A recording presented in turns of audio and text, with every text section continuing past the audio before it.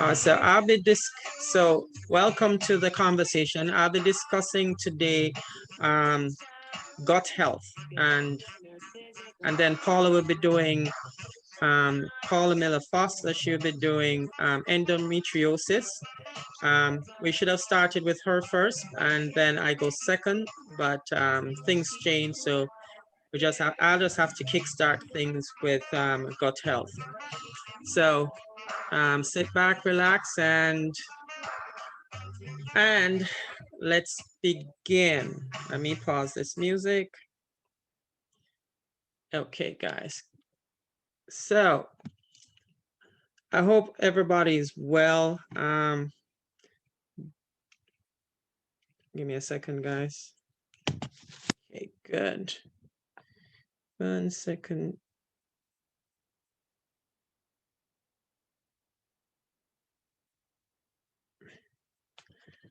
Yes. So as I mentioned earlier, I'll be talking about gut health, and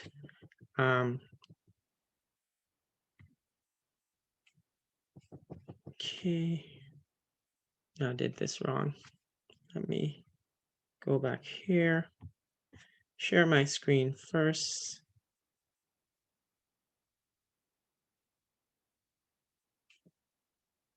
Okay, I'm just sharing my screen, guys. Give me a second. All right, good. So gut health, and it is all about looking after yourself in one way or the other. So the healthier version of you, the conversation is about being the healthier version of you, looking after yourself today. And my presentation is basically about gut health. What is gut health? All right. You'll be hearing me ruffling some papers, but I have to make sure that my presentation is as good as possible so you guys can understand what gut health is. Gut health describes the function and balance of bacteria in many parts of the gastrointestinal tract. Ideally, organs such as the esophagus, stomach, and intestines all work together to allow us to eat and digest foods without discomfort. So what that is basically saying, if you find that from once you put stuff in your mouth, there is a process, and the process starts from what you put inside, you chew in it, and it goes down all the way down till what is used within that area is used, and what is excreted is just gone. So we only can use so much and no more within the body. So gut health is the balance of bacteria in those areas. So why is gut health important? One, it is like a transportation hub. It transports food from the mouth to the stomach, converts it into absorbable nutrients and stored energy, and shuffles waste back out of the body. So again, food comes in, the body, it goes in, it starts digesting, it takes away the different nutrients, sends it into different areas of the body, and then it passes out what is not needed. Okay, so it's nourishment, nourishment to the body. So you nourish yourself. It is so much more than just what you consume. It is how you treat yourself in every aspect of your life. So we always say that the body tends to you tend to putting the food into the body and then it uses up, but then you also have the outside factors that plays a factor within your digestive system. So you have stress can cause a factor. You have depression, anything else anything else that is outside coming in, you're digesting. So the air that we breathe in, we're still digesting all of that too. So we have to learn to nourish ourselves and treat ourselves within a point of creating that that good bones, that structure, that good structure for our bodies to survive. All right. And if you don't nourish yourself properly, your body starts acting up. It's like, for me, if I remember I was off sodas for quite some time, and I decided to have sodas that weekend, and I end up drinking 2 or 3 sodas, I think, and my body just felt different. It felt like I could not move. It's like I felt so lethargic. Everything just started changing. My whole body structure started changing.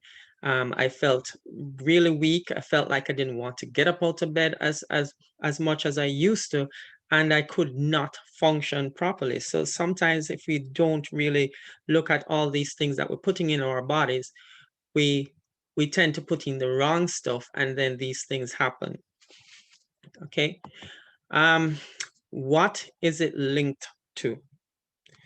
In recent years, scientists has discovered that the GI system has an even bigger and more complex job than previously appreciated. It has been linked to numerous aspects of health that has seemingly nothing to do with digestion. So again, we put those foods into our body and things happen to our bodies, and we're not sure why this is happening. But instead of trying to find out the whys, we tend to look at, oh, I'm feeling a discomfort here, this bump happened here, my body is is not being as alert as before. And we look at everything else except looking at what the root cause is, and we need to start looking at the root cause. And the gut health is one of the biggest factors right now where our lives are concerned. Everything now is the scientists are now linking everything, all of our illnesses and everything, towards the gut health.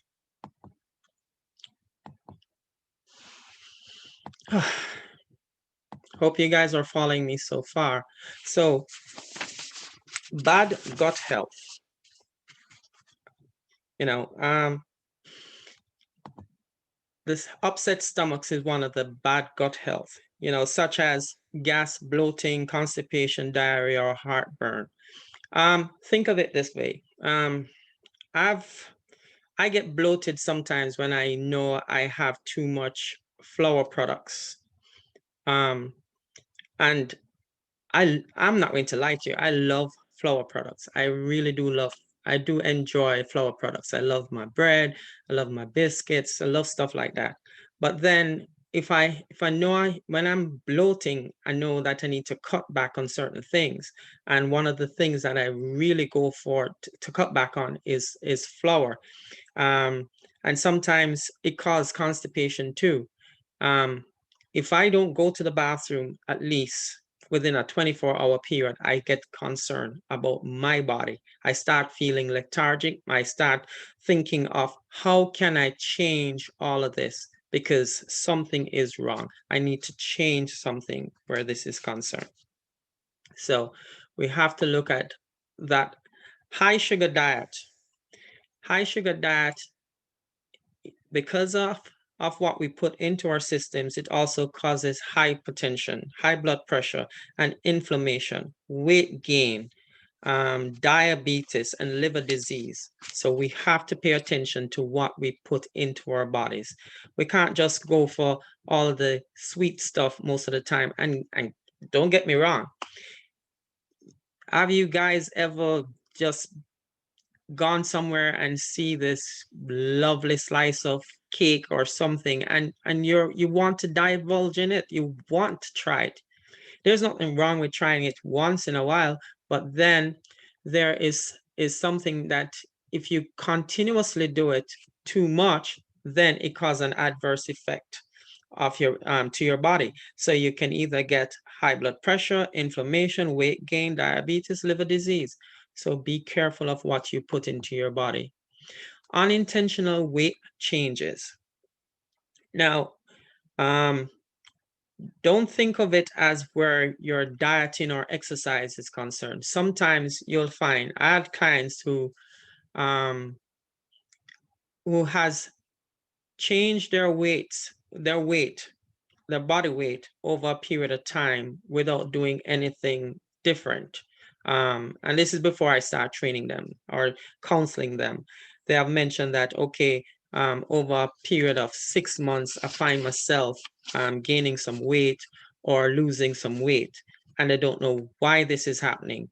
Th these are caused from poor diet, that is one, but also um, is what you put into our systems at that time, and it caused that bloatedness. So we have to go back to the first part of it, where I said upset stomach and the high sugar diet, and it's caused from poor diet. So we have to be careful of what we put into our systems, and when you put it in, if it stays too long, it's going to fester or try to get in and do something different to the body.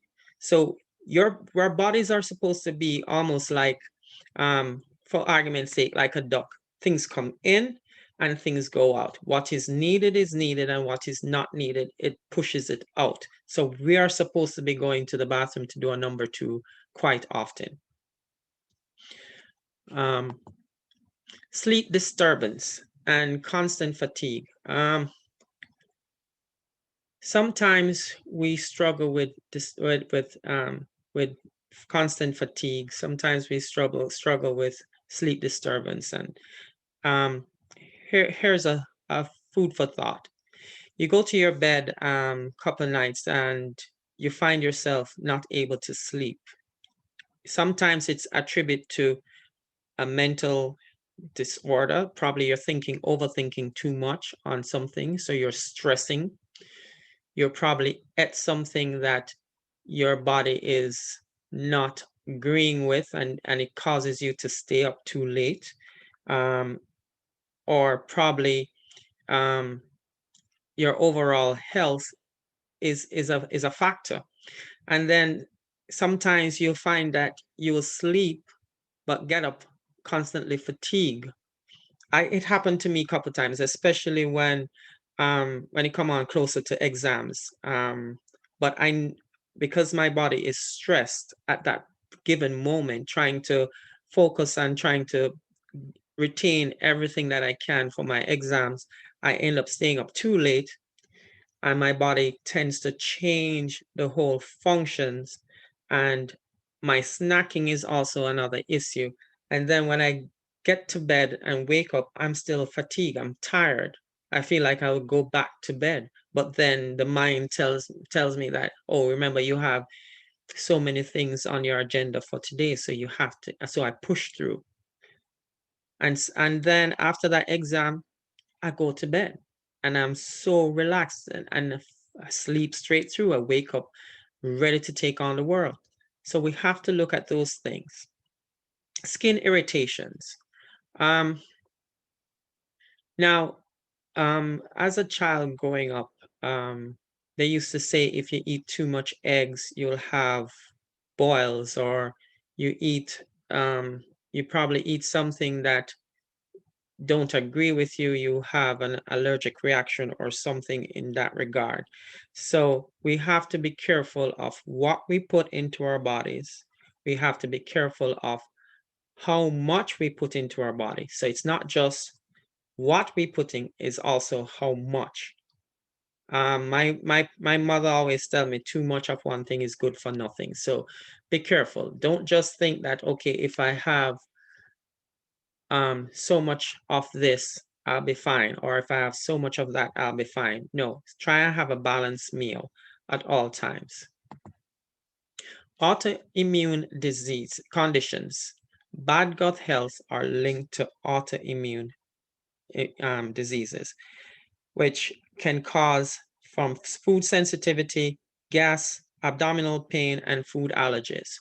Um, so when we do all of these things, all of these conditions, and I shouldn't have said all of that first, but you will see how it ties in with the food tolerance. But the autoimmune diseases, it's caused from all of these things. because the body tends to start storing and distributing all the bad bacteria. So instead of bringing in good bacteria and to fight off the bad bacteria is so dominant, so it causes all these autoimmune diseases like the diabetes, the hypertension, all of these things that comes under the autoimmune diseases. We're also looking at arthritis. Arthritis is now, the scientists have said that the bad gut health is also leads towards these areas of our our health, our autoimmune diseases. The gut contributes to these things. So we have to be very careful of what we put into our bodies. And as I mentioned earlier, with the food tolerance, the food sensitivity, the gas, the abdominal pains, the allergy, all of these comes on underneath the bad gut health. But what can we do to change all of this? Is it possible to get a good, better gut health? Yes, it is. One, like I always tell my clients, anytime that you find yourself stressed, go outside, take a walk, sit underneath a tree, take off your shoes if you have good grass, walk barefooted, take deep breaths, just relax your mind, relax your body for that brief moment. And you find that you are re-energized and the body is set again, reset your clock. So the body is ready to go again, right? Eat slowly. Some of us are very guilty of eating fast. We tend to cut and swallow, for one, or chew so fast that you don't even taste the food sometimes. So you try to eat slowly. The saliva has a lot to do with the digestion, right? It start breaking down from your saliva. The good bacteria in the saliva start breaking down those foods and bringing them down into the gut. And from once it gets to the gut, the other good bacteria that are there start breaking down the food some more and distributing each of those minerals and vitamins to the different organs of the body. Get enough sleep. Some persons are good with 5 hours sleep. Some persons are not so good with 5 hours sleep. The average person should sleep anywhere between 6 to 8 hours. Some of us don't get that, but what we tend to do is we get used to sleeping the short period of time, and it doesn't affect us, but over time it will. I am one person who I could never get 8 hours sleep. I always getting anywhere from minimum 4 to maximum 5 hours of sleep. And what I find is over time that I gain weight over time. And it's one of the hardest things to get off after a while because the body starts to change. And as the body starts changing, the weight start coming on. And from the weight start coming on, every other thing start happening to me. So I have to now undo whatever I've done before. So getting enough sleep is one of the best things. Stay hydrated. Try and drink water. Water is the staff of life. Always drink your water. It came out to say that we must try and drink 8-ounce glasses of water. Some persons drink more, some persons can't drink as much, but you drink what you can.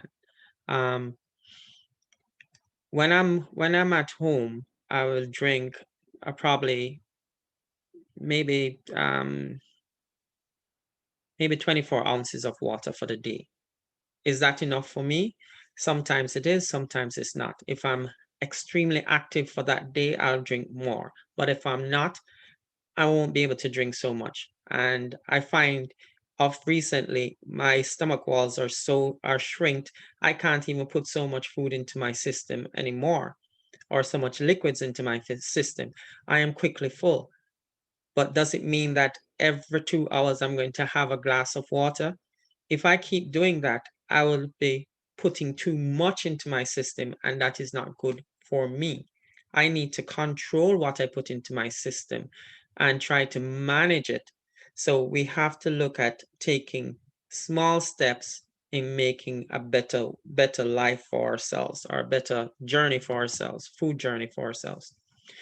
Taking prebiotics or probiotics. What are prebiotics? Prebiotics are direct fibers that feed friendly bacteria into the gut, like whole grains, bananas, and green leafy things, onions, garlic, artichokes, soybeans.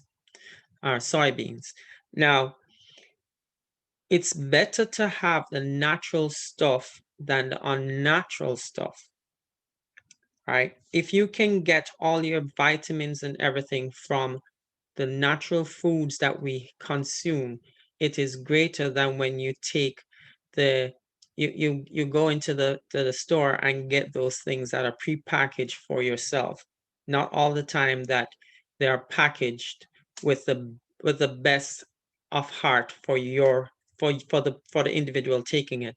It is more best for the consumer, the manufacturers, because they need the money. They want the money.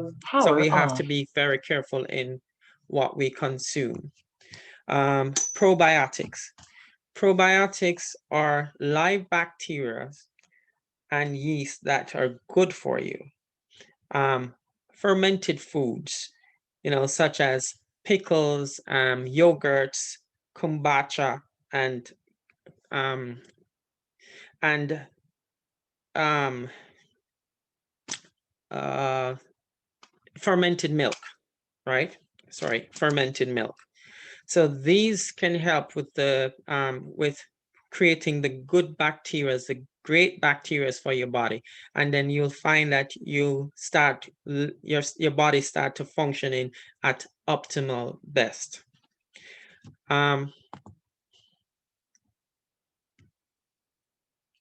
Check your food tolerances. So if I'm allergic to shrimp, and because I like it, I'm going to take it, and then I have to go take something else to counteract.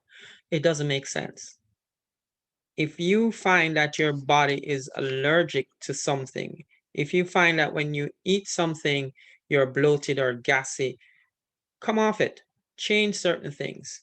Here's a case in point. At one point in my life, I was having bananas and coconut water early morning. And I find myself by 9 o'clock, I was still bloated. And I really had that outstanding looking tummy in front of me for that time when I was doing it. And I was keep doing the same things over and over. And I keep saying, why am I? These are natural fruits. But then I said, Lord, the following week, I said, let me change it. Let me try and drink either the coconut water or the banana to see which of them is having this adverse effect on me. So I did the coconut water for a couple of days. I wasn't bloated. Then I had the bananas for a couple of days. I still wasn't bloated. But what resonated with me was that I mixed the two, which was not good for my body. I'm not going to say it's not good for your body also, it's for my body. I cannot mix coconut water and ripe bananas together because it caused me to bloat. And when it caused me to bloat, I feel very uncomfortable for that long haul. So please check your food tolerances. Change your diet. They say if you I can't remember who said it. I know it's one of those scientists said it. That if you keep doing the same things and expect a different results, you're crazy. And it's true.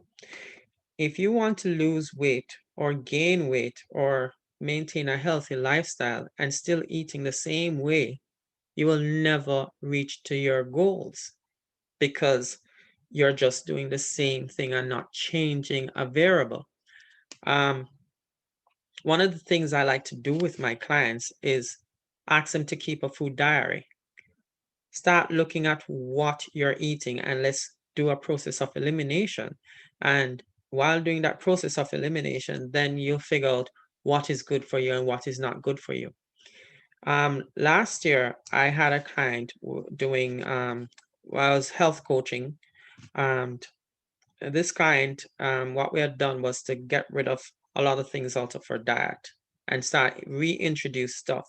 And one of the biggest things, what was in our first session, is that she has an seafood allergy, right? And after about 3 months of diet changes and everything, and she said she's going to treat herself to something nice. And she brought her EpiPen with her, and she had shrimp. Wasn't a lot, but she had shrimp, and nothing happened to her. So is it that our body has changed because of she start regulating what she puts into her body? So our gut start changing to accept things differently. And it's not, first the gut was saying the shrimp was bad for her, but now the gut is saying, okay, since you get rid of all of the other things out of your diet, I can have the shrimp and I can use the shrimp to get the minerals from that and put it into different parts of my body. I can enjoy a different meal without feeling sick or having to rush to the doctor. So we have to look at things that we're doing while changing our diets. We can't just jump up and say, I'm going to do this, because sometimes when you try to make a big change in your diet, especially, we'll find that persons will say, okay, I want to go on a weight loss diet, so I'm going to get rid of all of the meats. I'm going to get rid of all of the carbs out of my diet. And then they will lose the weight after the first month, but then the body's going to start going after something else. And while the body start going after something else, they will find that they'll pick up other things that is worse for their body than before. And sometimes they will even gain back that weight that they had lost, and probably even more. So we have to be careful of how you change your diet. Um, Always write down things. Exercise regularly, even if it's just walking for 30 minutes per day. Even if it's just that, if you can't do anything else and you can walk for 30 minutes per day. Right? If you can do more, but a minimum of 30 minutes, 3 times a week.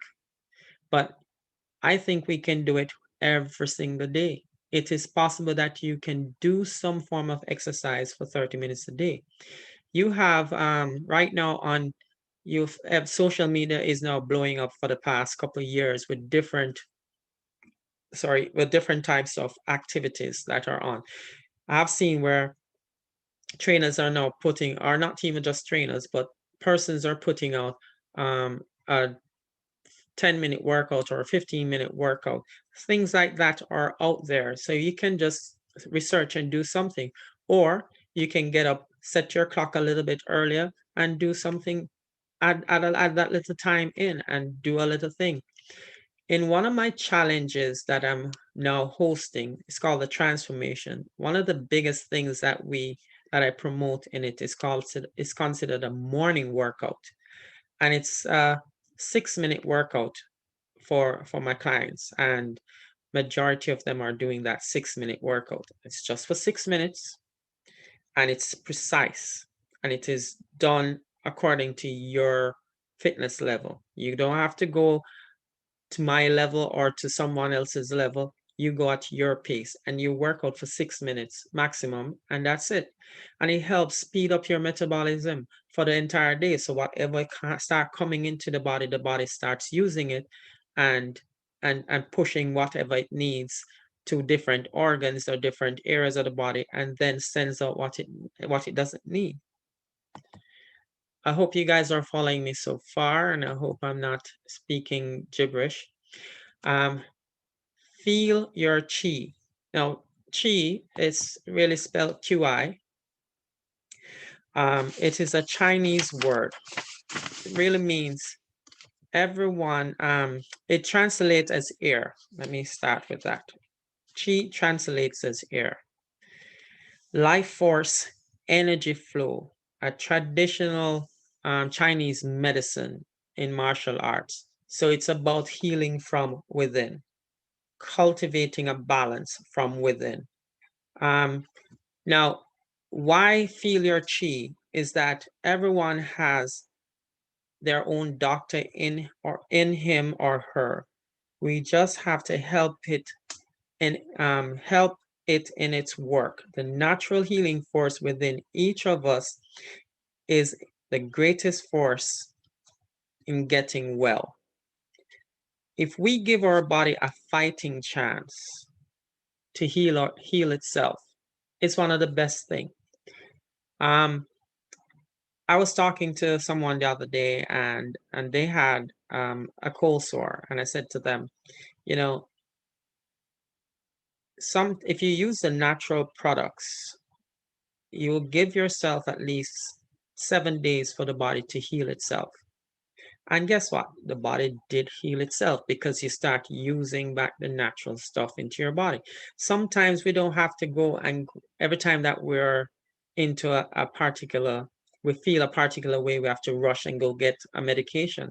Sometimes if you give your body that fighting chance to heal itself by changing how you eat, you'll find that you will you will overcome whatever there is. Um, there was a story that I was watching it the other day with my mom. I think it was my mom. Can't remember if it was my mom or my sister.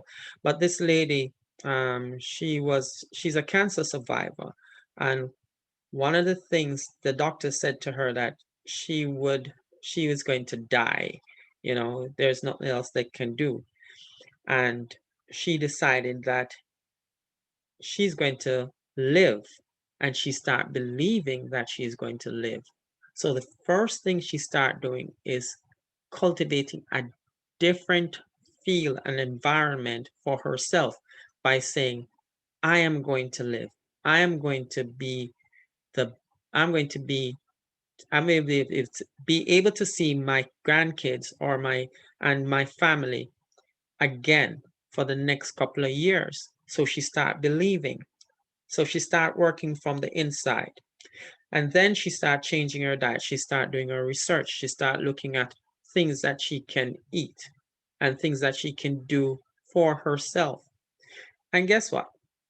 She changed her lifestyle by one, start believing that she can. Because sometimes if you don't believe, it's like, have you ever gotten a common cold and you just decide that the bed is the best and you just lay down in the bed?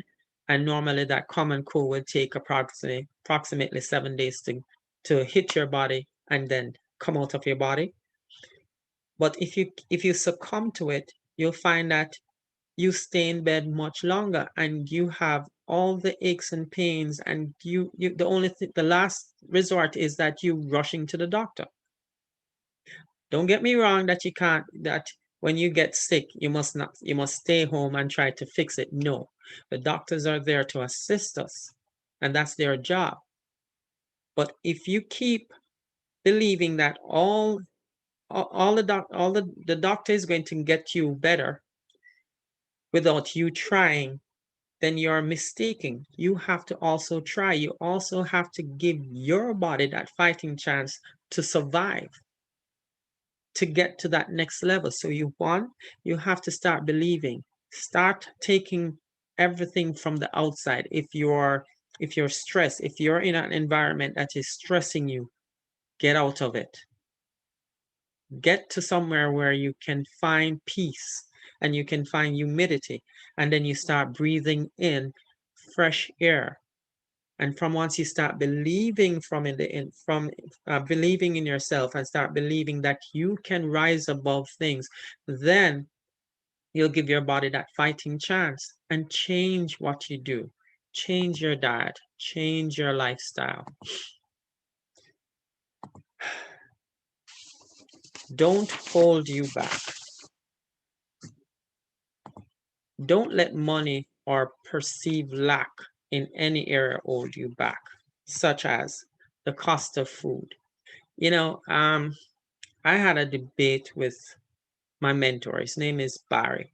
Um, he's also one of those persons who pushed me to become a health coach, um, and I thank him for that. He asked me to come and do some talks with him, and I was embraced by it, and fell in love with it, and it's another part of my journey as a fitness or health coach. I don't consider myself as a just a fitness coach.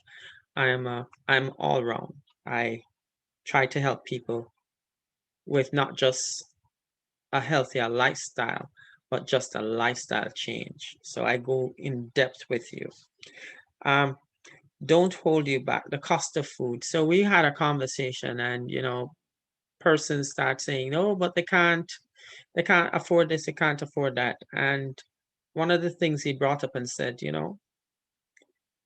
Callaloo is, at that time it was like $50 a bundle. I don't know how much it is now. Probably about $100 a bundle. And if you look at all the vegetables that there is and things that you can purchase, sometimes we try to purchase things that the Joneses have and not things that we can really afford. So we need to stop looking on our neighbors and what they put in their carts. We need to stop looking at what social media has. The first thing, if you look at social media or the television, you see the Pepsi advertisement is far a soda not, let me not just say Pepsi, but a soda advertisement comes on almost 100 times a day. A snack advertisement comes on at least 100 times a day. All the bad stuff comes on so often, and it comes into your mind. I remember listening to it was in one of my Facebook and WhatsApp group. They said that KFC line was so long during the pandemic the other day, when they had to reach home by 8 o'clock, and at 8 o'clock when they're passing, KFC line was stretching from in front of JC all the way down closer to Ligonier side. So we tend to stop doing things that we should be doing and start going for the fast food and the bad food and everything, and putting all of this into our system. And then you're going to say, "Oh, I can't afford good food." But you can. You can. You just need to go out and get it. The same amount of money that you can use to go buy your family KFC, you can break that down and feed your family with that same food, with that same amount of money. So you have to look at good choices and start thinking about the choices that you make. Lack of time. We always say we don't have enough time. We don't have enough time. But yet still we find time to do everything else except doing things that we should do for ourselves. Um, Here's a case in point. I remember one of my counseling sessions that I had with a client, and I said, the question was, how much home cooked meal do you do? And the client answered to that and said, they do 20% home cooked meal and 80% buying out, um, because they don't have the time to come home and cook. Because when they come home, they're too tired and they just want to relax. So they just stop and get food. And this is how they are for the past couple of years now. But yet still they want to change their lifestyle. And I said, well, one of the things that you have to do is to stop going out and buying food. Start start cooking it at home. Start looking at things from home. You know, stop using lack of time and the cost of food as an excuse. And those are just excuses that we make. Energy. We tend to put energy into everything else except ourselves. we tend to look at everything else except us as human beings. Um, Here's another case in point. I remember with my kids, I would spend more time looking after them than looking after me. And for a couple of years, I didn't even buy anything for myself. I was mostly looking after them. So I had the raggedy stuff, but they had the better stuff. And I looked at that to say I gave all my energies to them. Am I regretting it? No. But now I'm balancing the energy. I'm looking after me because if something goes wrong with me, I can't be able to look after them. So start looking after your temple first, and then you can you can use that leftover energy and share it for everyone else. Because if you stop looking after this, you won't be able to look after someone else. So think of it that way. The mindset, change your mindset of how you think about you and start looking at it differently. Start looking at, I need to put me first. I need to change whatever is around. If I keep hitting up my foot on this chair, let me move it out of the way instead of cursing. If I go to work and I am not feeling the best about work, why should I be constantly um, why should I be constantly getting angry at work? Why don't I try to change something about work?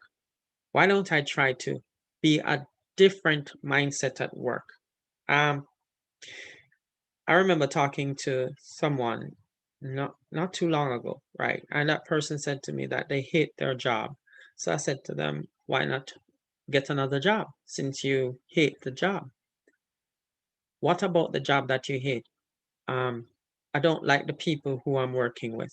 Why don't you like the people I'm working with? Because they're not nice. Why are they not nice? I don't know. But you need to know. Certain things you have to change the mindset. If you keep going to say that, if you're going into something with a negative mindset, you will never get there. You have to change everything about you. You are the one who needs to change, and not so much the other person. And the more time you start changing things about you, you'll find that you'll start living a better life, and then everything start flowing from one to another.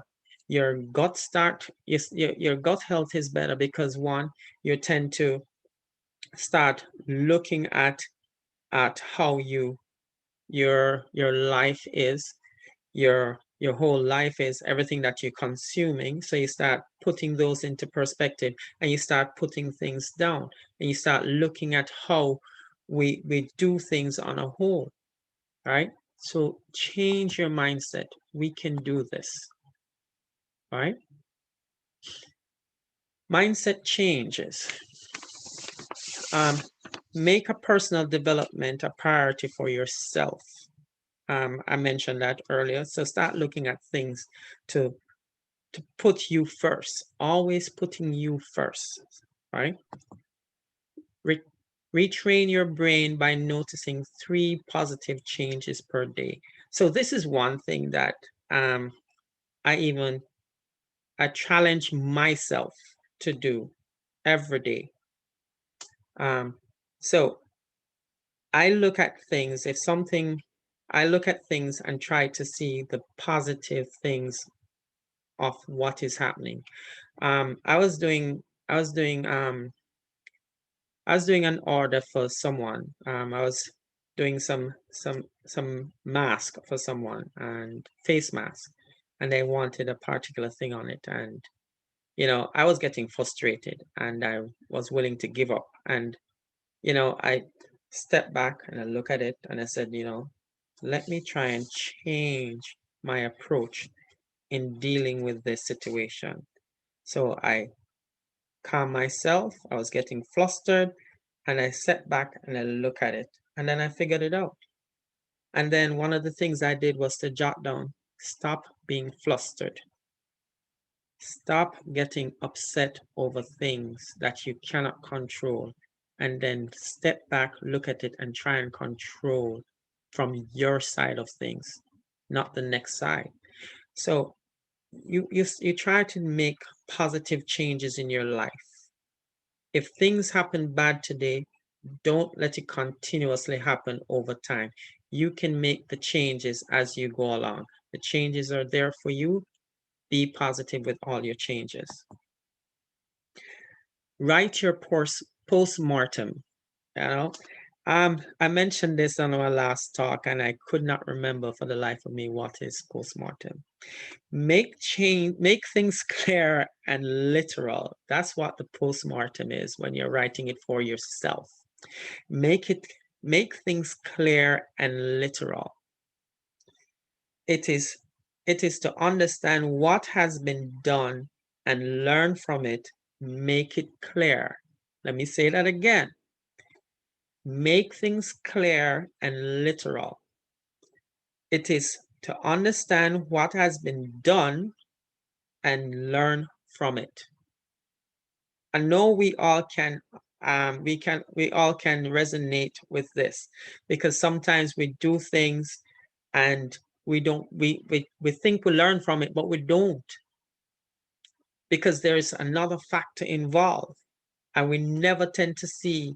It's like having an argument with someone, and you instead of saying, oh, I'm at fault, because when you really look back at it, sometimes you're at the fault, but then we just say, oh, they are wrong. And sometimes you never really look at it from a broader perspective. So we have to look at things differently and learn from it. If you keep putting in the same kind of foods into your body all the time and expect that your blood pressure is going to go down, your diabetes is going to change a little bit, so the doctor can say, oh, whatever you're doing, continue doing it. But yet still, you're still going and buying that bun and cheese, and you're still eating the fried foods, and you're still cooking with the same things, and you keep saying, oh, I don't have no money to go buy no fruits and vegetables, but yet still I can go KFC, go buy a 3-piece chicken. And you never learn, because guess what? You keep putting the same things in your body and hope for the change, but it's not going to change. So it is to understand what has been done and learn from it. Make it clear, right? And make it clear. Focus on your long-term vision. So my long-term vision is to get my health in check. I have I can say I have 3 lovely, beautiful grandkids, and I want to see them grow up. I want to see them graduate. I want to see them get married. So what am I going to do? I need to start looking at my life, my changes, see how best I can work from the inside out and get myself into a better me. Imagine the inevitable, certain things will happen, and it's unavoidable. So, but some things we can avoid. So avoid the things that can be avoided and work with what cannot be avoided, right? And do the dirty work yourself. So the dirty work is, do your own shopping, do your own cooking, looking after you, making sure that you are okay. Start working from the outside in and being the better version of yourself.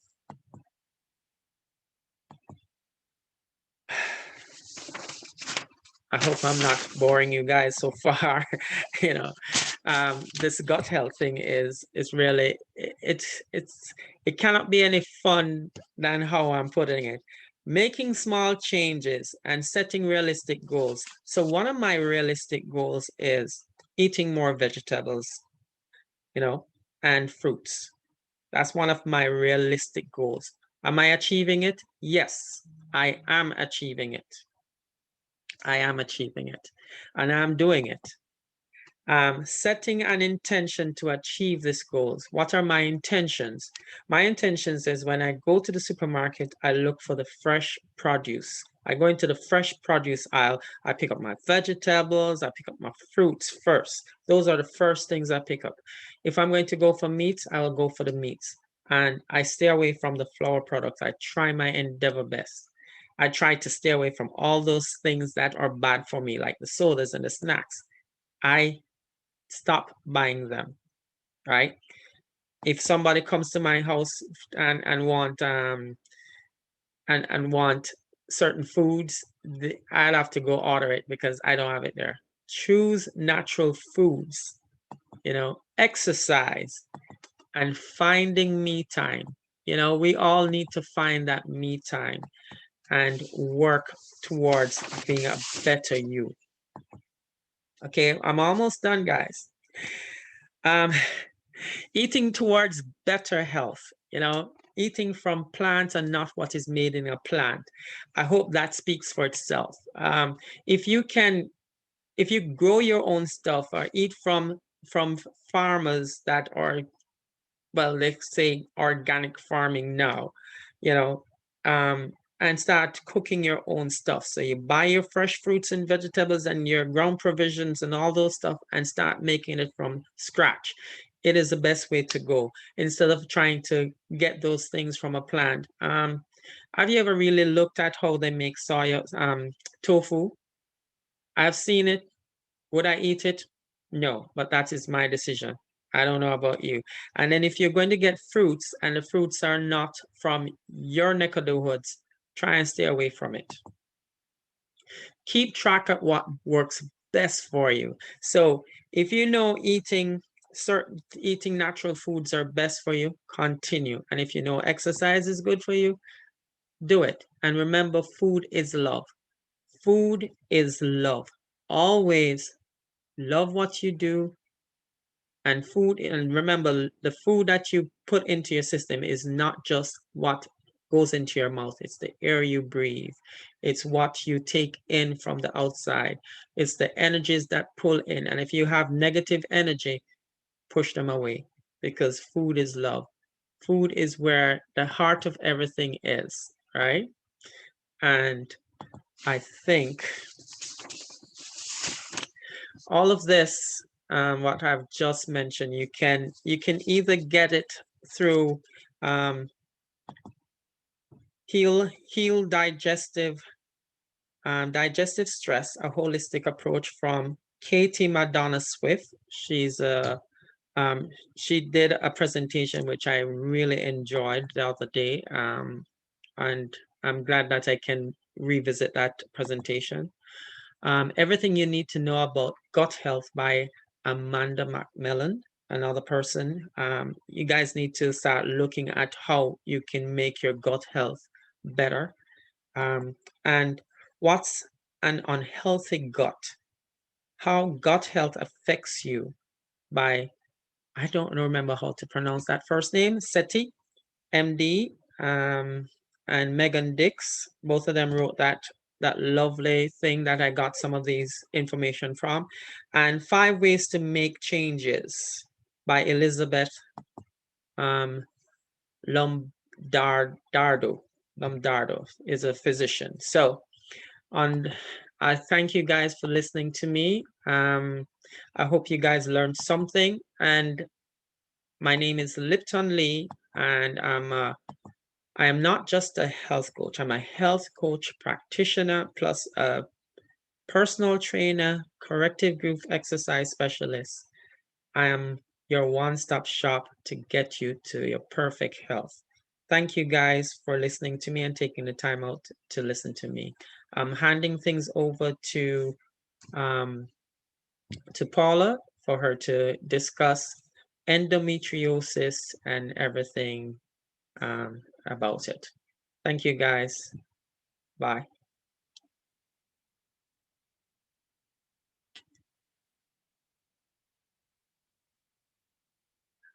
Hi, Paula. How are you today? Hi, listen, I'm good. How about you?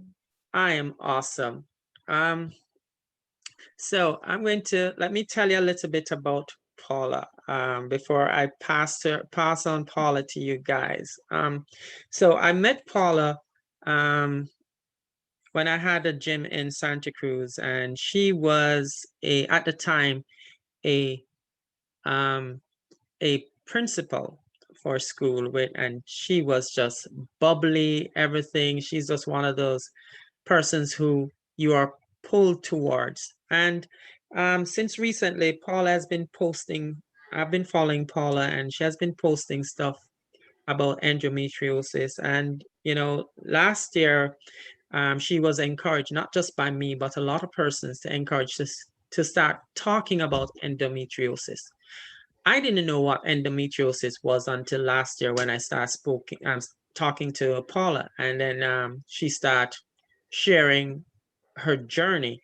And I've invited Paula to share her journey with you today.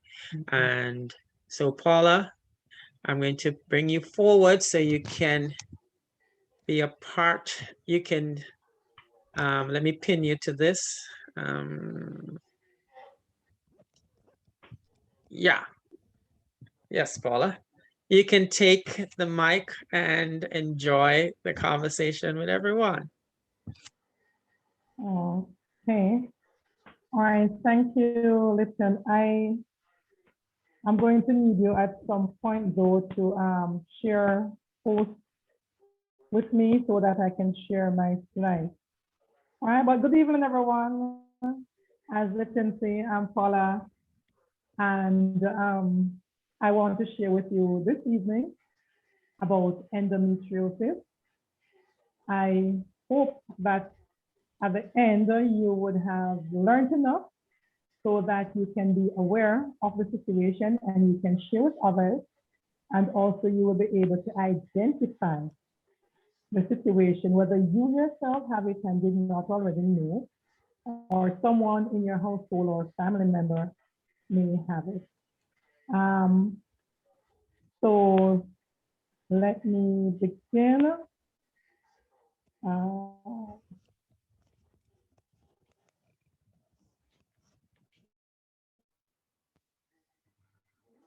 right. Now, I'm sure that some of you would have spoken to persons who live in Britain, and you would always hear them swear. And they would swear like they would say, bloody hell. When you think, or when an endo warrior thinks about endometriosis, that's exactly what is going through the person's mind. Bloody hell. It's a bloody situation, a messy situation, and it's like going through hell. Basically, in a nutshell, what it is. Now, for definition though, and before I get into the full presentation, I wish to just add a disclaimer. I am not a medical practitioner. I'm not a medically trained person. Therefore, the information that I will be presenting will be based on my own experiences, the experiences of others I know who have suffered from endometriosis, and also information gleaned from my gynecologist and doctor. So I'm not medically trained. Right? Now, endometriosis is a chronic illness. It is something that you develop, and you can develop this at different stages. Speaking about girls and women, they develop this at different ages. So for some, it may be early, like in adolescence. For others, it may be early adulthood or mid-adulthood. I am not sure about the later adulthood because by then the estrogen level may have been declining. And so if they did not already have endo, it might be less likely that they would have endo like past menopause. So it's an abnormality where you have, hold on a minute. Right, you have the tissues which lie on the inside of the uterus, growing instead on the outside of the uterus. I don't know if you have ever seen like when you have like, say for instance, like you have a bubble on your hand from a burn and that blister and then eventually it might burst and you have those sores. So something like that. It feels and looks somewhat like that for some persons. But to give you a better idea, I want you to imagine that you have some elastic bands. And with the elastic bands, you have them sock piled together. And you know, sometimes when you have them there for a while, they start sticking together. Well, it looks somewhat like that. So you have these little threads or what look like branches of trees, but they are really adhesions. They are springing from different direction and they become stuck to different organs in the body. And then they fuse together. So they join like one, but have these little edges going in different directions. And then they grow to different sizes based on your hormone balance and more so based on how much estrogen is being fed into your body.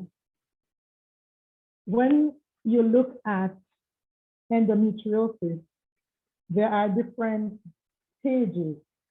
So someone may have endo, but it's not as severe as another person. So this is what, I didn't take all the stages, but the common stages, this is what might look like for some persons. So mild, you will see the adhesion here, and then look at moderate and look at severe. So this is why persons will experience different levels of pain, different thresholds. Okay. Now, what an endo patient experiences differ. Not everybody will have the same thing, but there are certain things which are common. For instance, there is always a heavy blood flow. A number of persons usually believe that it's just simply their menstrual cycle. It's just their period they're having. And so most women or girls, they're just saying, oh, I'm just having a heavy period. So I'm bleeding heavily. And that will slide. They just interpret it as that, and that will slide. And of course, also common is that they will have pain. So they will have the menstrual cramps and they'll just say, oh, it's because I'm seeing my period why I'm having the menstrual cramps. But with endo, you'll have pain before you have your menstrual cycle, during your menstrual cycle, and even after your menstrual cycle. So you'll have girls, women feeling all of this pain, that they're constantly in pain. And some persons may say, I mean, they're overdoing it. They are not overdoing it. They're in actual pain. And then there may be the pain from in different areas. So for some persons, it may be pain in the lower back. For others, it may be in that pelvic area. For others, it may be what seems to be leg cramp, right? And then based on the severity, they may experience pain elsewhere. Also, there are persons who have painful bowel action. So they can't go out easily because of all that they're feeling. And so if everything is just painful for those persons. Associated with an endo patient as well, persons may have infertility issues, so they may not be able to have children. But do not assume that all endo patients do not have children or will not have children, because some do, again, based on the severity for that particular person. Plus, there are some persons, remember at the beginning I said that persons will develop this at different stages. So there are some persons who may have had children before endometriosis developed in their body. So those persons may have had children. Others may not be able to have children. It's all about your body. And then almost every endo patient suffers from pregnancy, because when you're in that pain, chances are you get little sleep. very little sleep. So these persons are most times curled up in bed. Sometimes they're even on the floor because the pain is so much overbearing. So they will even lie down anywhere that they find comfort. And sometimes the heat that is coming from their body, the floor feels a little bit cooler. So the person may be locked in the bathroom as well for hours because with the heavy flow, with the pain, they may just sit there, can't move for hours on end. And it's easier to sit in the bathroom because if they have the heavy flow, they just sit on the toilet and just let everything pass out rather than getting up, messing themselves, and all of that. So they may even go to work and spend a number of hours in the bathroom. Or if they are home, they spend a number of hours in the bathroom because there's always this rush where you're hoping that you won't mess the bed. You're hoping that if you sit on the sofa, you won't mess the sofa. If you sit on a chair, you won't mess the chair. So the easiest place may be in the bathroom. Again, because of the pain, as I said, the person may suffer from insomnia, so the person don't get enough sleep. And because this person doesn't get enough sleep, the person ends up suffering from fatigue. When it comes down to endometriosis, the diagnosis sometimes can be problematic. It's not something that usually persons get right from the beginning in terms of diagnosis. So what you have is a number of misdiagnoses. You go to the general practitioner in most cases, and they treat you for the heavy flu. So what they do is that they give you hormone tablets to balance out your flow. And so most often you're placed on contraceptives, either the Depo-Provera, which is the injection, or the contraceptive pill, usually the low dose hormonal tablets, or they just give you hormonal tablets. So what happens is that it regulates the cycle where you may have a 21-day cycle or a 28-day cycle, and then you have that 7 days for your flow, but it doesn't ease the pain that the person is experiencing. So while the flow may be regulated, the pain is still there. Now, the danger, I believe, in giving an endo patient contraceptive is that the estrogen in those contraceptives helps to promote the growth of endometriosis. Remember, endo thrives on hormones. So when they give you that, it helps one thing, but it causes another issue. So you have to be careful when you go to your general practitioner. Also, another thing that you find that you're diagnosed with, as happened in my case, was cysts. Usually, your general practitioner is going to send you to do an ultrasound, and especially based on where you're having that pain. For instance, in my first diagnosis, I was told I was suffering from groin injury.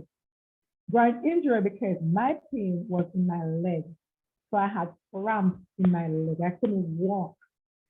My legs were constantly cramped. And then the pain was right below, you know, the lower abdomen right there. So when I went to the doctor, I was treated for groin injury. So I had cataplasm taken and all of that. And then it just would not go. When I went to do the ultrasound, I was told I had a cyst. Right? And there are other endo warriors who that is what they are diagnosed with. And so they think that you do a number of things, try to treat the cyst if you don't have to do immediate surgery and all of that. Treating the cyst, not realizing that you're actually suffering from endometriosis. There are other persons who have respiratory illnesses.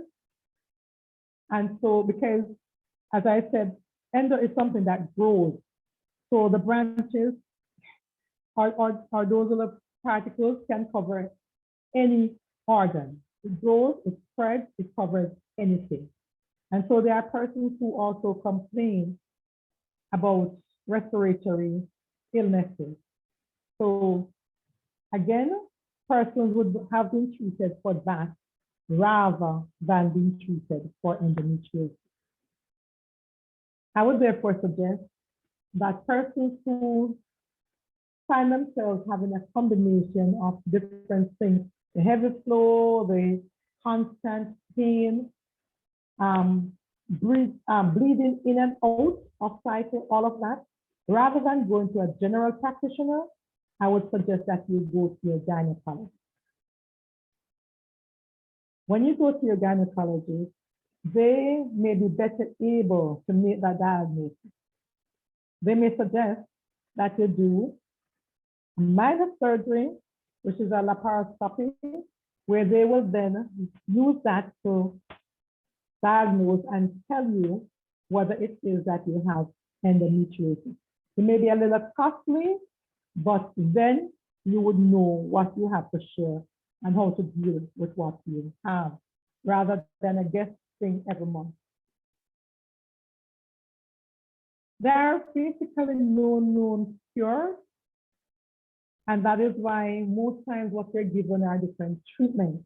So you get painkillers because most times it's pain that you're feeling. So there are different kinds of painkillers, different types of painkillers that you may get. I made mention earlier on about contraceptives. So a number of endo warriors usually get contraceptives. But again, as I said, there are the side effects where you're actually allowing the endometriosis growth rather than reducing that growth or getting rid of that growth. Then there is laparotomy, which is more like, you know, when you're going to have a child and you do like a C-section, where they cut that section in the lower abdomen, or they may split that cavity in the middle of your stomach. So something like that. And then most times when persons go in for cysts, this is what they would do, and they may discover then that they have endometriosis. There's hysterectomy, where based on the severity, and usually this is a last resort, they may remove your ovaries, maybe the whole thing, the fallopian tube, everything. Also, a number of endo warriors have to pay special attention to their dietary pattern. So first time, you know, persons usually encourage you to eat products with wheat and soy and all of that. Soy contributes to the growth as well, wheat as well. So you have to be careful. So you may be eating these things because you probably want to lose weight or whatever, but then you have to be aware of your condition and that while it may do that, it is also causing something else in your body. So you have to be aware of that. Exercise, always good with the pain. I found it useful, right? When I had the severe pain, even though you have the flow, you have to know when you have your off days or when it's tapering off, and you can actually put in some exercise so that it will help you to reduce some of the pain you're feeling. And also sometimes it also helps with the regulation of the blood flow. So those are some of the treatments or actions which are taken by most endo warriors. Endometriosis has a number of impacts on persons. Relationship issues is a biggie. Usually, if you are suffering from endometriosis or you don't know that you're suffering from endometriosis, it is going to affect your relationship. When a woman is experiencing all that pain, it can be very uncomfortable for her to be having sexual intercourse. And especially if you have a partner that is very active. It is therefore good for you to know the situation, know about your situation so that you can educate your partner, so that when you are going through all that you're going through, your partner can offer that support and can be more understanding. Also, you with your partner will be able to discuss your sexual activities, because let's face it, when a person is having all that pain, there are certain positions that the person may not be able to have sexual intercourse. So take for instance, is that, can I use some terms on your thing? I mean, all right. Sure, you can. Sure. So let me use the common term. So persons may say backshot for argument's sake. I think everybody will know what I'm talking. If you put an endo patient in that position, they are going to complain halfway through about feeling pain. But then you may start in that position. After you know your partner knows you. And so you may decide that, all right, I can't manage top. And so you change position. So what you might want to do is probably go on top, right? And then when you go on top, you are now able to control your motion. So rather than having that jabbing inside of you, you are able to lift yourself up and go down as far as you think you can bear. And then your partner knows this. And that's a pleasurable position. Your partner knows this. And so he would be able to now work with you. If it is that you just get miserable and you keep saying, you know, sister, me not pain, I can't have sex or whatever, so run in your partner is going to disappear. He's going to go out there and he's going to have sex with more persons, right? So you have to know your condition. You cannot hide your condition from your partner. You have to discuss it with your partner. You have to discuss sexual activities with your partner because there are going to be bad days and there are going to be good days. And when it's good, just have enough sex and because when it's bad, you can't have it. So just regulate yourself. Just know how to manage yourself. Another impact is job losses. A number of endo patients lose their job. This is because they tend to be absent from work many days because if it is that they're having these heavy flows, you'll find that it's hard to go to work. You'll go walking just from your bathroom to your bedroom and you see blood running down your leg. And imagine at work, where if you're not near to a bathroom or restroom or toilet or whatever you call it in your area, it may be difficult to keep rushing to that bathroom. And so you may prefer just to stay home. And when you stay home, you're absent from work and your boss may not be very understanding. So you'll find endo patients changing jobs. And that does not argue well for the person. Because when you go for an interview, they're probably going to want to know why you're changing jobs so often. And you may be too uncomfortable to explain your medical situation because it is a medical situation. You may also find that not only that person may be absent, they may go to work, but then they do not perform because they force themselves and yes, they go to work, but at work, the pain is so overbearing that they may not perform because the pain becomes the focus. And other persons may be relying on the endo patient for a particular task to be completed or particular duties to be completed, and they can't complete the duties to the best of their ability because of what they are experiencing. And the other person may just think, every day she come here with excuse. Every day she have one different excuse. Not realizing that this is really, really, real pain a person is feeling.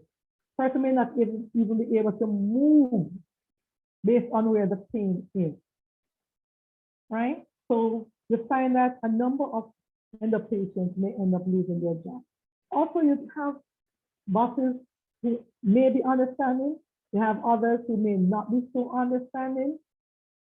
And so what may happen is that at some workplaces, you may have, based on the human resources, they may have an area where the endo patient may be able to go, take some rest, come back.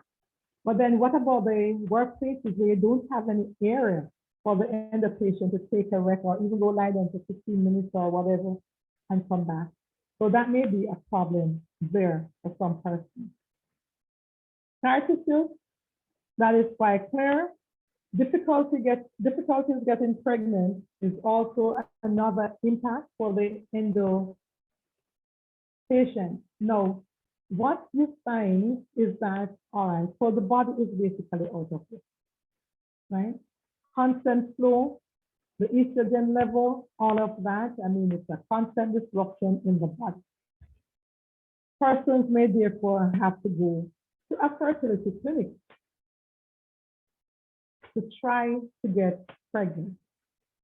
They may get pregnant, but then there are other persons who they get pregnant fine, but they have miscarriages.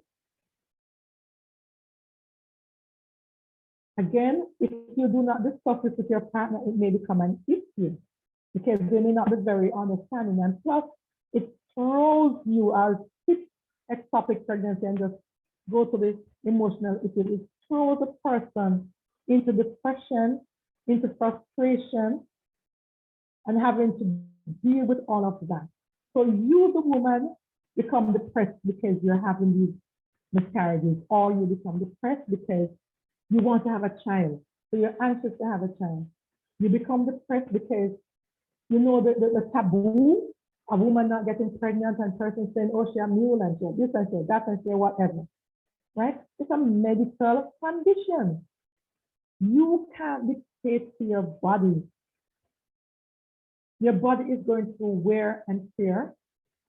And so if it is that you can't get pregnant, you just can't get pregnant, right? But it's very depressing for some persons, especially if that is a focus for them, and especially if in their relationship they know that the other person wants to have a child, did not have a child, whatever. But then there are options. You can adopt, you can foster, you can use surrogate parents, surrogacy. So what you can do is actually get your eggs frozen.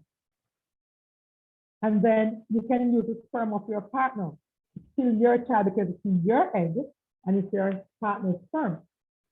So it's still your children. So there are options now that persons can use. Fertility clinic, surrogacy, adoption, fostering, all of that. Right? And then there's this fear. Fear of one, the unknown. Fear of what people will say. We need to stop thinking what society will say and think about our body, right? What will society say? What will this person say? What will that person say? And there's all this fear. And all of that plunges the person. Quite a number of endo patients have suicidal thoughts. They harbor suicidal thoughts. They express it. They attempt it, right? So a number of endo patients usually have a lot of emotional issues. Ectopic pregnancy may be related or may be unrelated, right? Again, that is based on your body, and you would have to speak with your gyno to have further information on that. Should men know about endometriosis? Yes, yes, yes. Men should know. If they don't understand, that is where the relationship issues that I mentioned before comes in. Also, they won't be able to offer that support that the endo patient needs. Therefore, you need to educate your spouse. Talk to your spouse about endo. You have to find out about it because some women don't know. So you have to find out about it. You have to become aware. And when you are aware, then you educate your spouse about it. So the man needs to know so that he can understand and support his spouse. Not only his spouse, but his co-workers, his colleagues at work, so that he will know when she's going through whatever, even to bring a glass of water for the person, it's supportive, right? Because that glass of water will use to get the painkiller. Even to say, all right, I'm not going to cover for you all the time, but this particular time, I will just do this for you. That is still being supportive, right? Men have daughters, and so their daughter may be experiencing endometriosis. If your daughter is experiencing endometriosis, you would want to help your daughter. So knowing what your daughter is going through will help you to deal with what she's going through. So when she's there, she said, Daddy, I can't go to school, right? You may be able to understand, and then you will write that letter to the principal saying, my daughter can't come in today, blah, blah, blah, blah, blah, right? Because you know it's a genuine illness, what your daughter is experiencing. And if you as a man don't understand, it doesn't make one excuse, right? But when you understand, it's different. Some men have other females in their life. They have sisters, they have aunts, they have cousins, right? They have other girlfriends, not necessarily intimate girlfriends, right? But others who they hang out with and all of that. So they need to understand and be aware of endo. Even, all right, take like Lipton at the gym. A woman might come to the gym, she may not have started her flow yet, and then when she's at the flow, she start the program and she said, I need to sit down. I need to sit down, right? Because the pain may come on. Remember, the pain is not necessarily there only when she's having her flow. It could be before, it could be after, it could be during. And the patients are always in pain. Most often than not. 3/4 of the month. So when they go to the gym and they say, I can't go any further. They just can't go any further. All right, so men would need to understand that. What do endo warriors need? Support. Basically that, support, because there's nothing else that you can really do for the person. You can't take the pain away, right?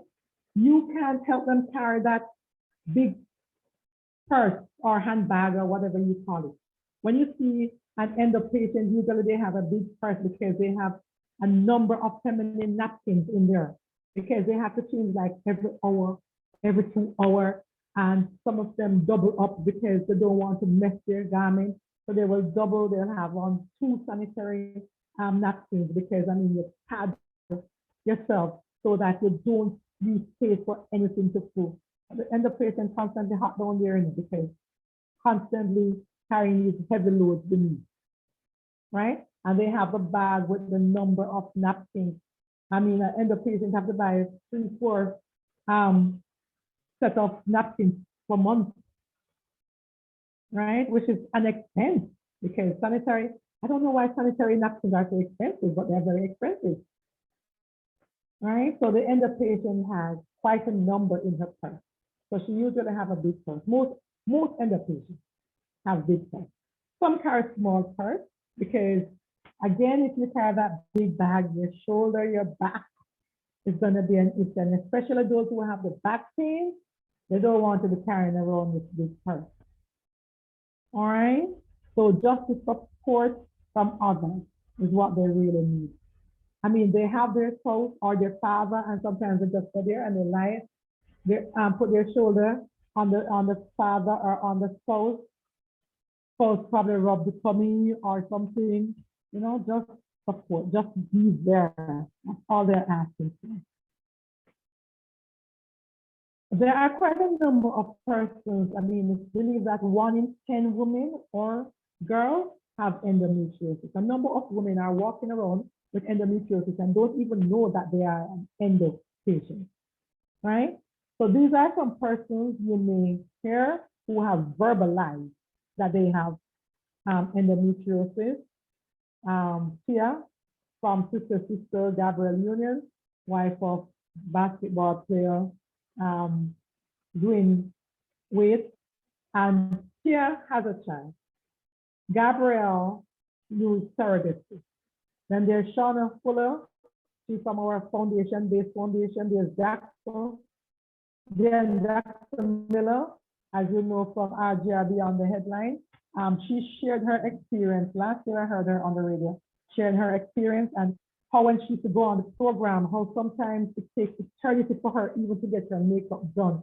Because like she constantly have to get up on the chair, go to the bathroom and all of that, you know? And sometimes she's on and it's pain she's in, but of course she lifts her voice, so you wouldn't even know that she's experiencing it. And this is what a number of endo patients have to do. They have to put on this front, right, to mask the pain that they are experiencing, so that people won't say, oh, it's just an excuse. Oh, that's again, oh, every month, oh, every minute of the day, oh, whatever. Because, I mean, you feel inadequate when persons are constantly saying that you are making an excuse and they don't think that you are genuinely experiencing what you're experiencing. I guess if you say you have cancer, it sounds more like you're ill than if you say you have endometriosis, but they're both chronic illnesses, right? So that is for awareness.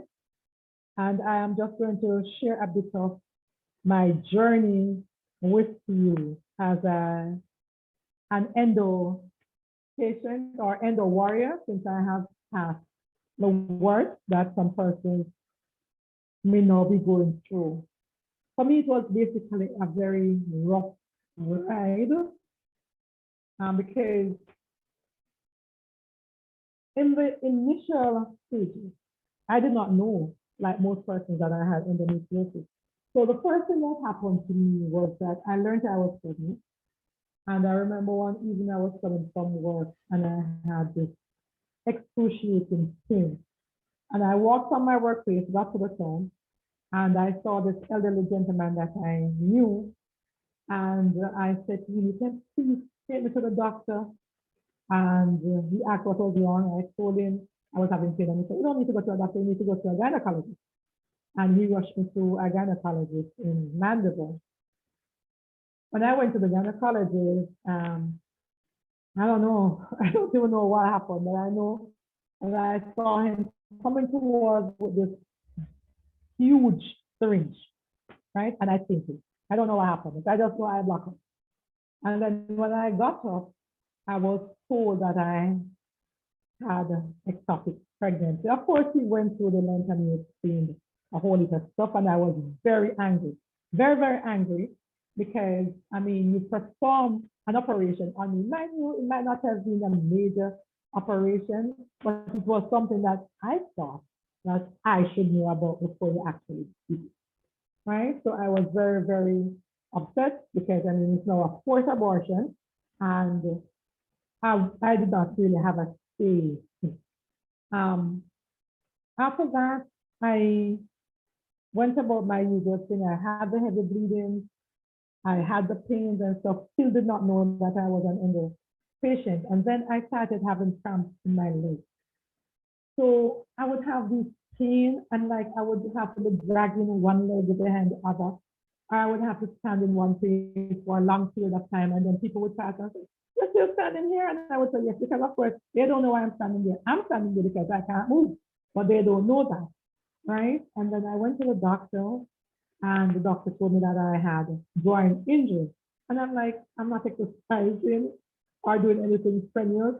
How would I get joint injury?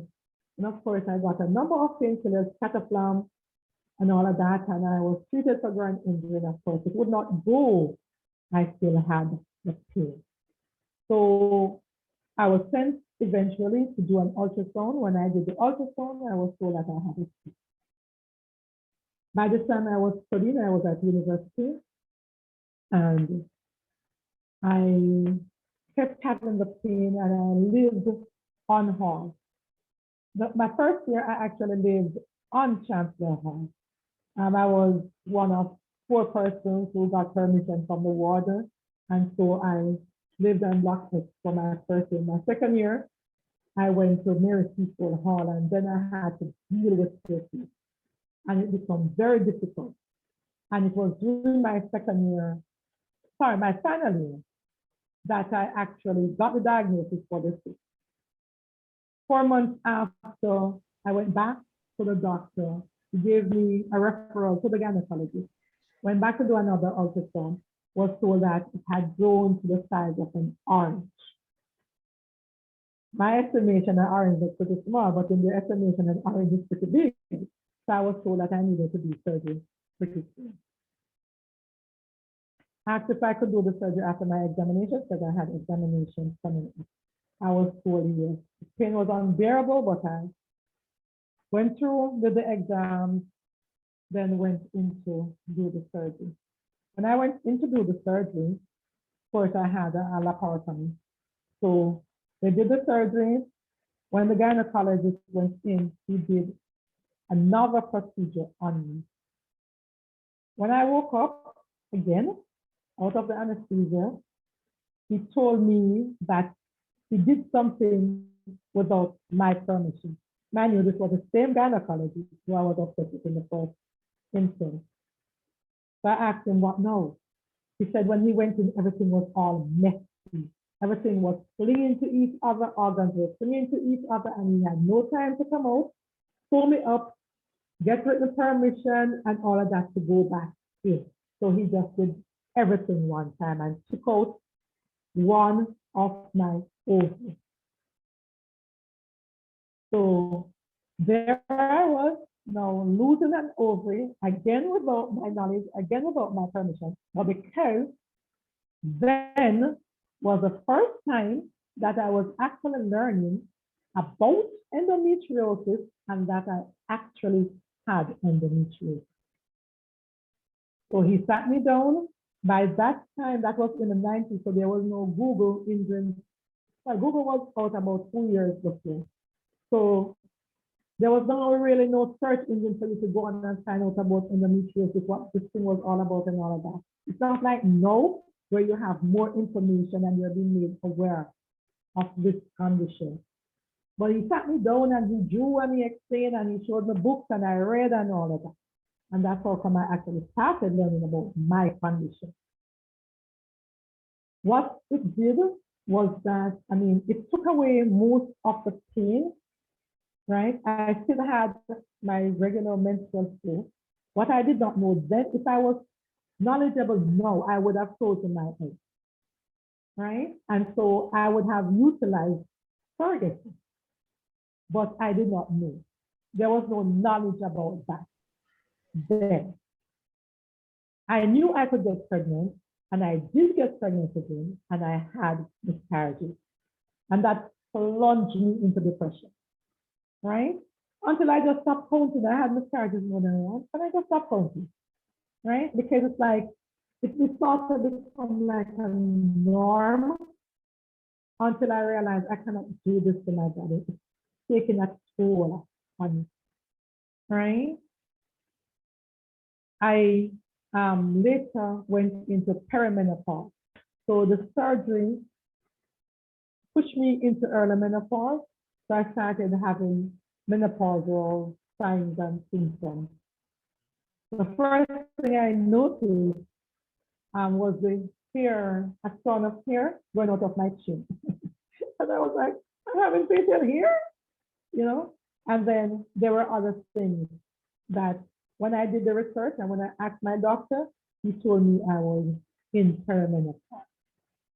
So in a nutshell, basically that was my journey.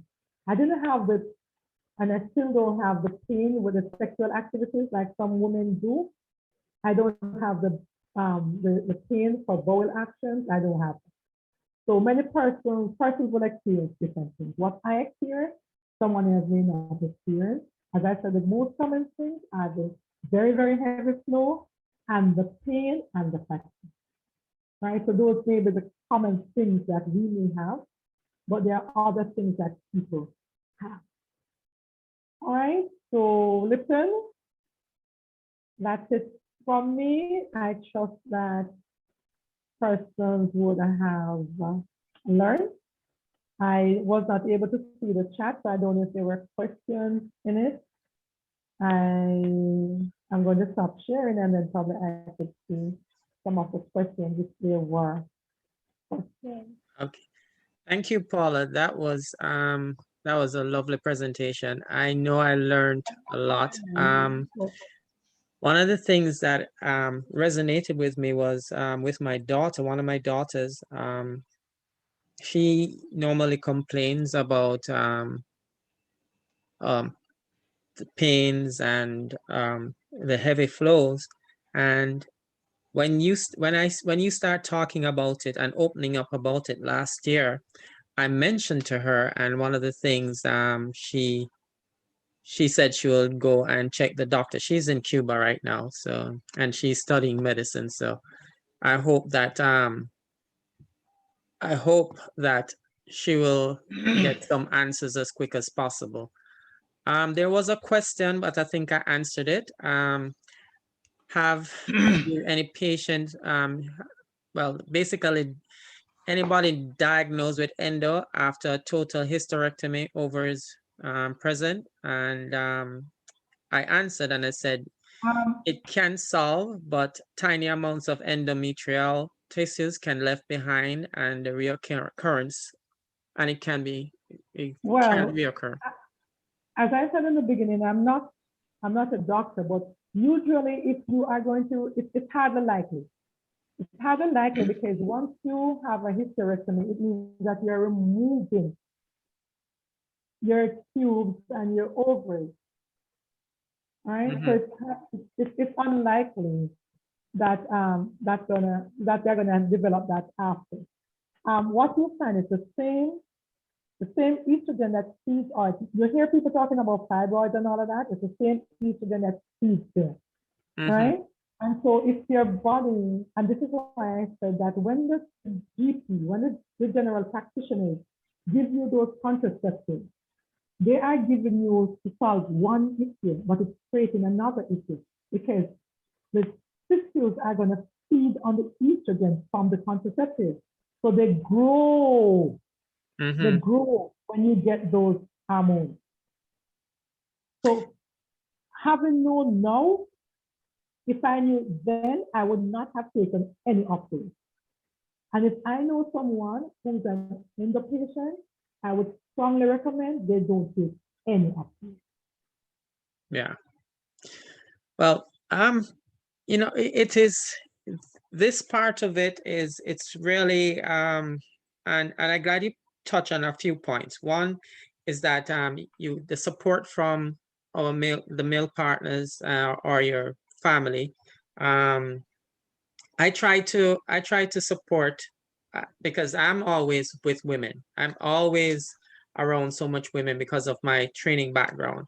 And if a client, like what you mentioned, if a client comes to me and says, boy, they can't do anymore, I will sometimes I question it. Sometimes I'll say, what's wrong? And I try to go into depth with it because you can't push someone beyond their own feeling at that given moment, so you have to be careful.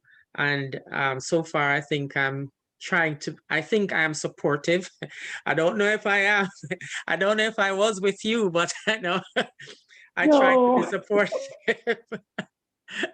Barry, you have anything to add to this? I know you must have something to add, Barry. Now, Barry I just have a question. I just have a question. Yes. So my question has to do with excellent presentation, Paul. I just wanted to know if there are any. I might have missed it, to be quite honest, but you might have mentioned it. But dietary implications or anything, for example, I know, for example, that my daughter she doesn't have endo, but she has fibroids, and diet has been a very important role in reducing her fibroids. So she eats, I would say, 80% whole food plant-based diet. And since she has made this transition, it has had a tremendous positive impact. So, and she has to take extra iron. So I was wondering if there are any connection between diet and endo. Yes. All right. There are quite a number of persons can go online and search for diet for endo patients. But for one, iron-based food, very important because you're losing so much blood, right? And all that iron that flows out, that a number of endo patients are anemic. A number of us are anemic.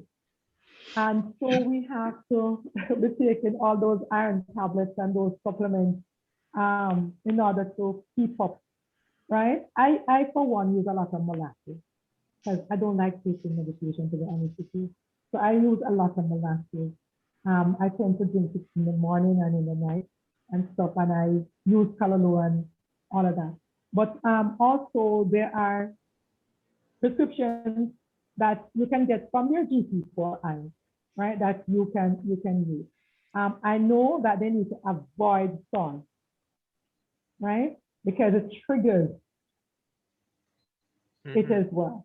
But there are quite a number. I don't want to go into the dietary aspect because what will work for my body may not necessarily work for the other person's body. So there are also persons with other conditions. Like for me, with sinusitis, right? There are other things that I might not be able to take because of that other people. So they would have to know their body and tailor their pattern, dietary pattern based on the other conditions they have as well. But avoid soy at all costs.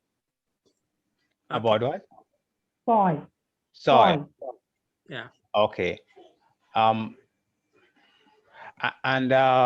you touch on exercise, and but are there any particular kinds of exercise which contributes to alleviating the severe symptoms?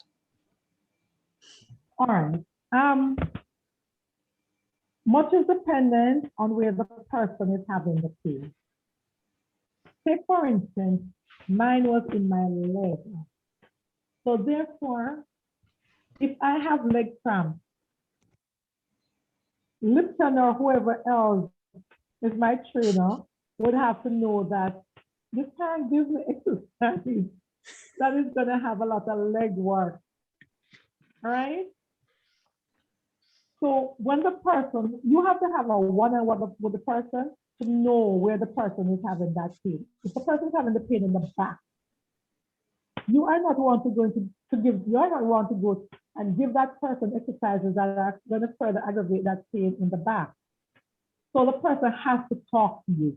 It is always important that the endo person communicates because the other person won't know. The lips might be okay if they're not having the back issue, right?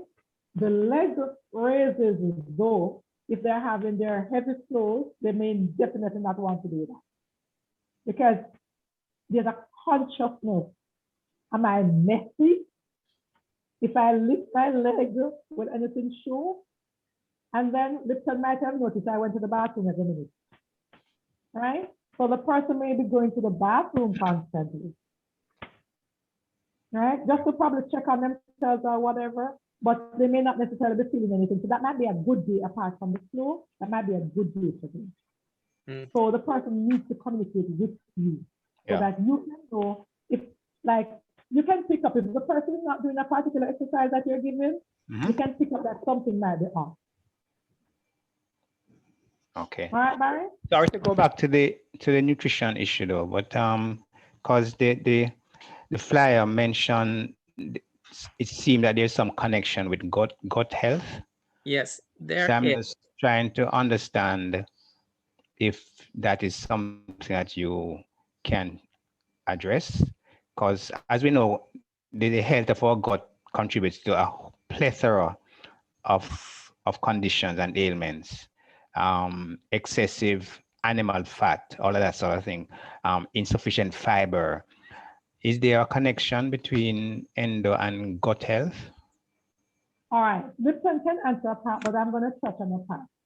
Remember when I said that when you, if I go back up to that slide, when I show you the stages, see that slide? Do you remember that slide?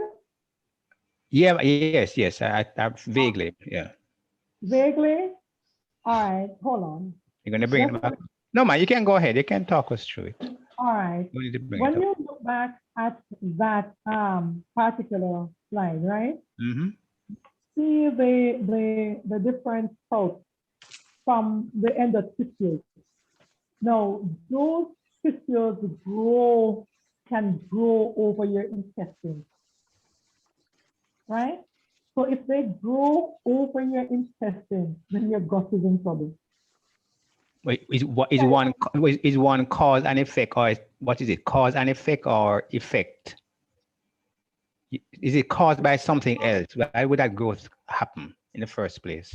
Because remember, you get different supplements from food, right? And so the supplements that you get from the food can trigger growth. Like the soy, for instance, can trigger the growth. Okay. So outside of soy, is there anything else that triggers it? As I said, that is the main one I know. Soy. Right? The main What one. about animal fat? It depends on your metabolism. So let me see if I can. To each his own, because each Right. person is different.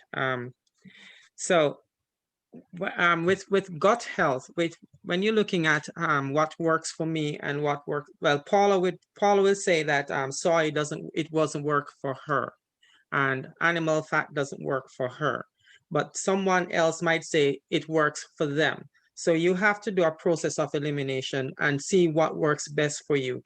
If you eat something, say for instance, let's go back on soy. If you eat soy and you find that the pain is excruciating and stuff like that, why are you going to go back and eating the same kind of things? It's just like what I said in my presentation about gut health. If we keep doing the same things and expect a different result, we're crazy. Try and change up what you're doing.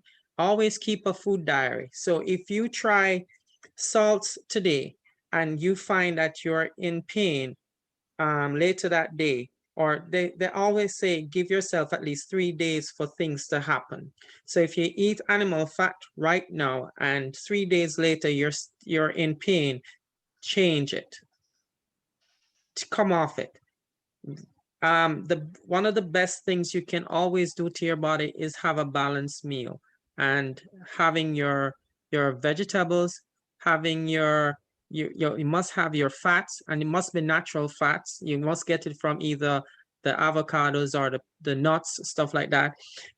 You must have your fruits and natural fruits, and you must have your carbs.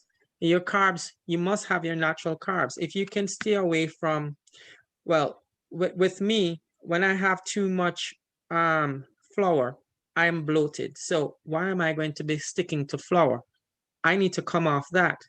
So maybe sometimes I've been off flour for about 2 weeks, and I tried rice the other day, and I find that I'm bloated from rice. So why am I going back to it? So keep a diary of what you eat, and then do a process of elimination and see where you can find that balance to get you to your better self. So always start looking after you first. I hope that helps you out, Barry.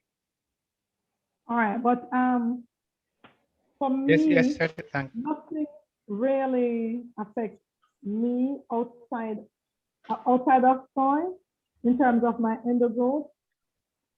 There aren't many, because I eat animal fat, right? There aren't really many stuff that affect, but I know other persons who almost everything affects them, right? So as I said, it's based on your body. So even if I come to you as a trainer, right, and you tailor a program for me, you are going to do it based on my body mass, and everything else, right? So like everything else with diet, I don't like broad scale to say do this, do that, do whatever, because it may not do you anything, and it may do me something. It may not trigger any growth for me, but it may trigger growth for you. What is important to remember is that iron is important for you as an endo person, because you're losing so much blood, right? And as I said, a number of us tend to be anemic. So iron is important, and so iron-based food would also be important for you. And that's a part of your gut as well, Yeah, gut right? health. Yes. Also, bear in mind that the estrogen, whether you get it through whatever food or whatever tablet, also that aids the growth, Mhm. aids the growth. So some persons don't use milk products. I don't have a problem. Neither for my sinuses nor anything, I don't have a problem with milk products. It doesn't affect me one way or the other. Okay. It doesn't affect my sinuses, it doesn't affect my endocrine. But other persons I know, no. So we can safely say that the diet is bio-individual. So it's up to you to know your body and work from there. You can always try stuff and do a process of elimination if something is happening to you. If you eat something and it affects you, come off it. Simple as that. Anybody else have any other questions for Paula or for in regards to gut health? But Paula, I'm thanking you for being this brave because it took you some while to really share this journey with us. And I know I might not answer you every morning, but I still read your posts. and I'm still encouraging you to keep keep pushing people to understand about endo. You are one of the most phenomenal woman that I know who has been through this journey and is willing to share your journey. So I hope I can look forward to seeing you write a book. You know, um, I'll think about it. On Thursday when I did a presentation for Kiwanis Club, that was said, I'll think about it. Don't think about it, just do it.